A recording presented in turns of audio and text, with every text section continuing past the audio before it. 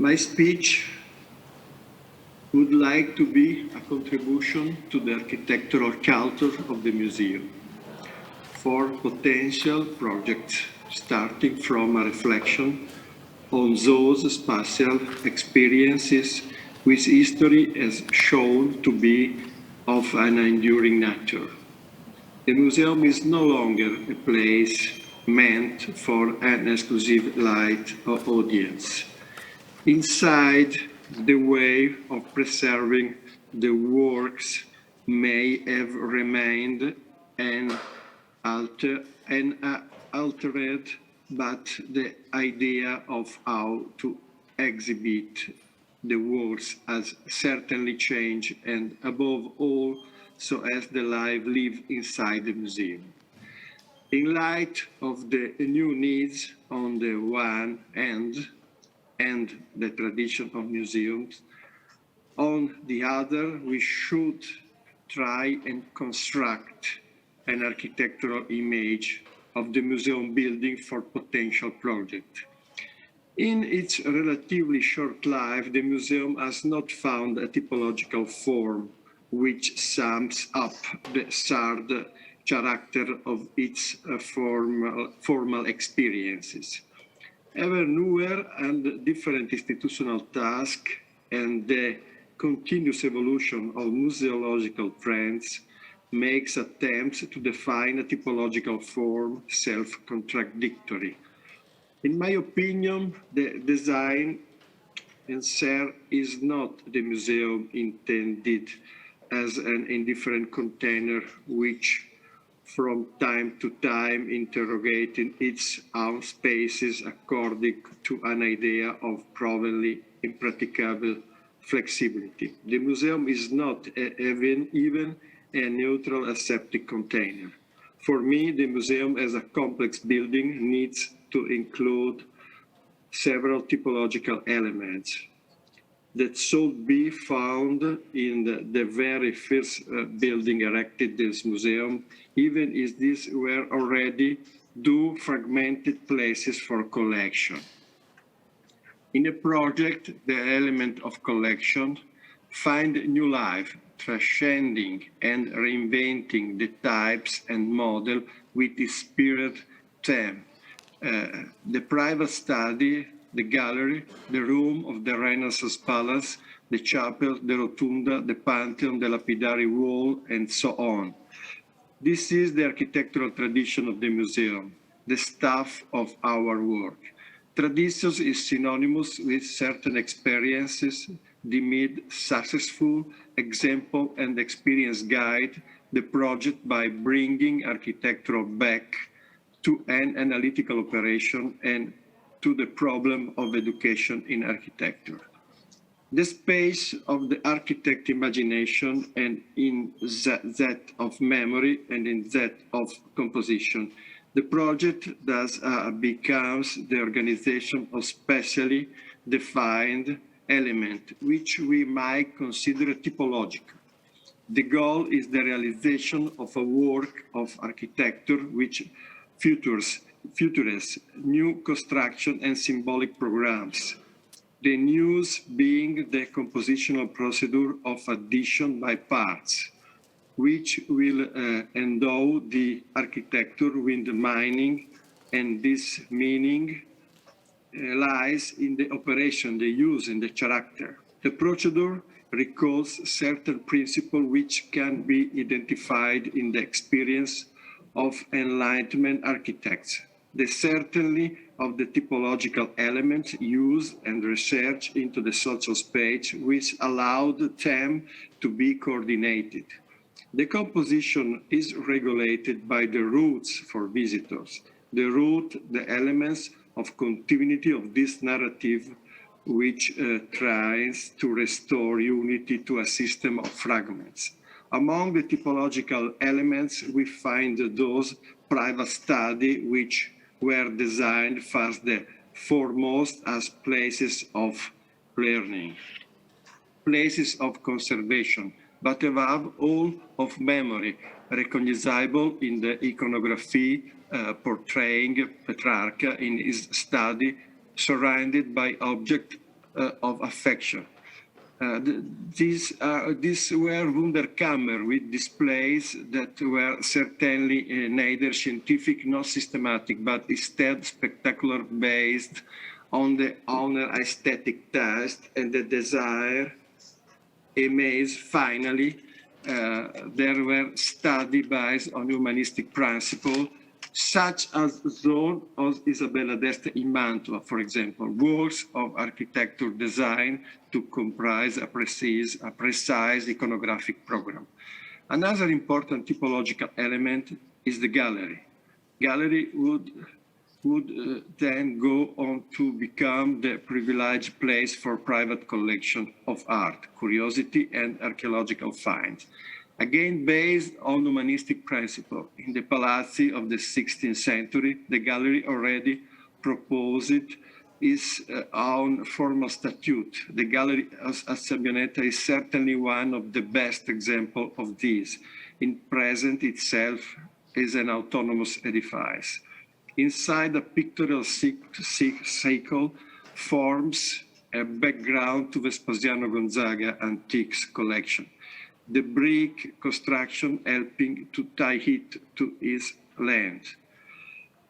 The theme of the gallery is to be found in some 18th century painters such as Panini, who rendered the idea of the picture gallery in some of these works, as did Hubert Robert, when the gallery is represented as a painter studio illuminated by diffused light from above and shows with extreme clarity what would become one of the main museum space.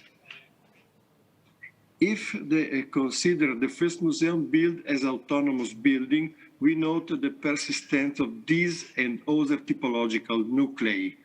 However, we also find new elements which were to become more and more important in museum building programs. Large atria, monumental stairway, rotunda, social space, and other to visitors to linger. Durang's project for museum is basically a collection of typological elements, arranged along axes which allow them the connected in precise hierarchy and to form elementary figures, constituted with the compositional devices enunciated in his work. Long vaulted gallery which link a central rotunda to small rooms, studioli, and spaces with a central plane in the intersection of four courtyards that form the figure are the element that we find in many 19th century museums, for which his project served as the kind of model. One of the most eloquent examples of the conceptual centrality of composition in design is Schinkes Altes Museum in Berlin.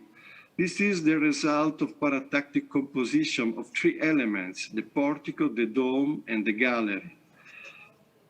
The route for visitors are the soul of the composition of the elements, a continuous spatial and sensorial experience. The variation of light underline the character of the architecture.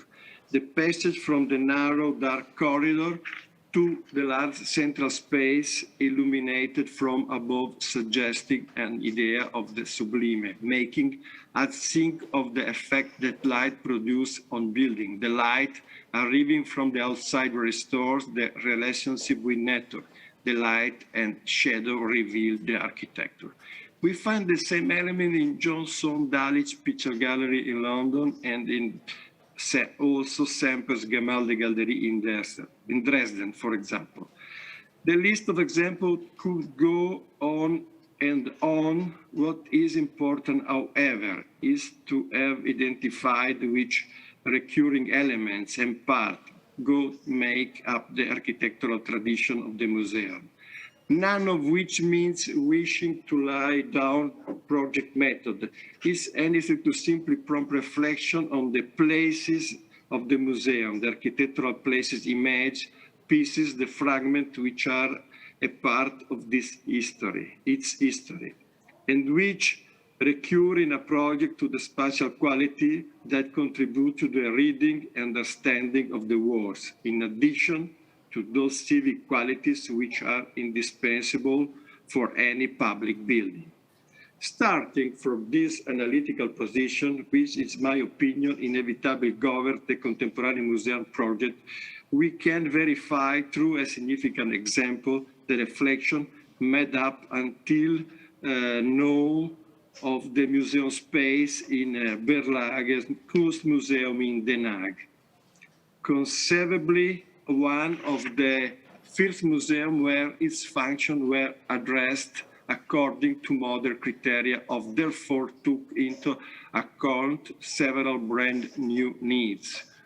From the collection to those activities which bring it closer to a multi-purpose cultural center.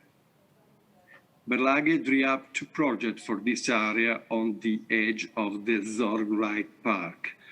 In the Build Museum, the construction program were reduced and with them the dimension, while the functional program remain unchanged. The building was also required the present itself as a flexible body, open to the future expansion of the exhibition space.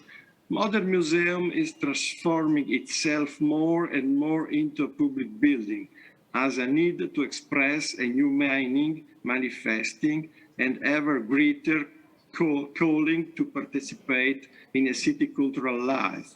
Berlage was well aware of this. In fact, we wrote, therefore, do not think that is intended as a church in which a dogmatic religious ritual is celebrated, but rather as a public building where society finds itself reflecting on the fate of the new time.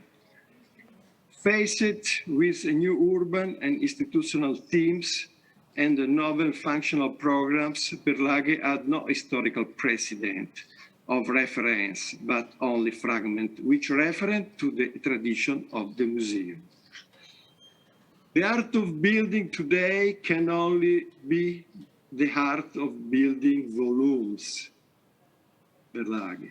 Whilst this statement, Berlage not only indicated an aesthetic program, but alluded to a precise theoretical program, fragment of a safe reality.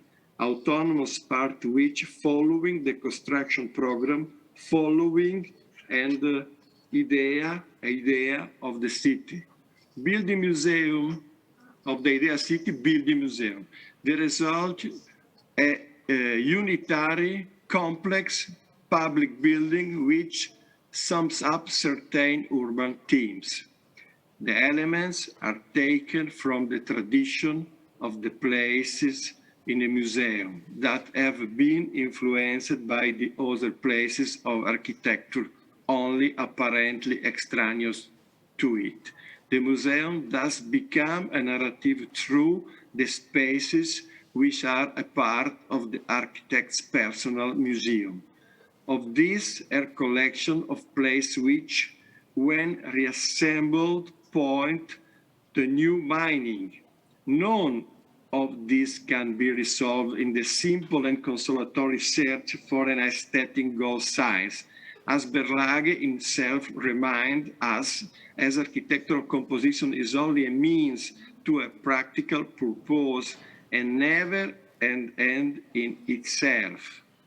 Berlage culture as architectural sensibility allowed this rethinking of the form of the museum and the public building in general not to become in a project the development and application of method, but a user of the real within the inventiveness of the design. This museum is spaces, work of art, collection, internal and external decoration, works of art built into the museum, and the experience of light are a successful attempt to come closer to a work of a total art, the pipe dream of every civilization. Thank you very much.